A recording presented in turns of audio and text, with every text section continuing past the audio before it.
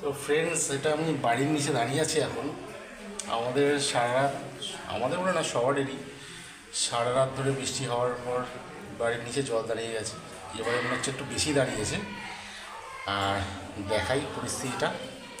এই হচ্ছে আমাদের স্কুটি ডুবে আছে, অন্ধকার বলে আমি আলো জ্বালতে পারছি না।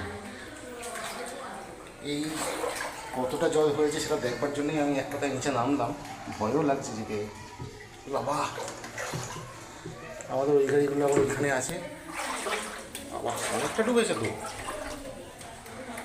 আর জলের এত প্রেশার, গেটটা সরছে না, মোটেই সরছে না। খুব কষ্টে সরালাম।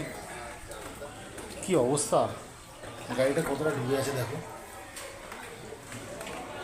দেখি ওখানে আবার কি দশা। চলো। বাবা, কোথায় জল চলে গেছে গো। শুধু সাইলেন্সারটা কোনো রকম উঠে আছে। যাই না, মনে হচ্ছে তো আজকে গাড়িতে জল ঢুকিয়ে।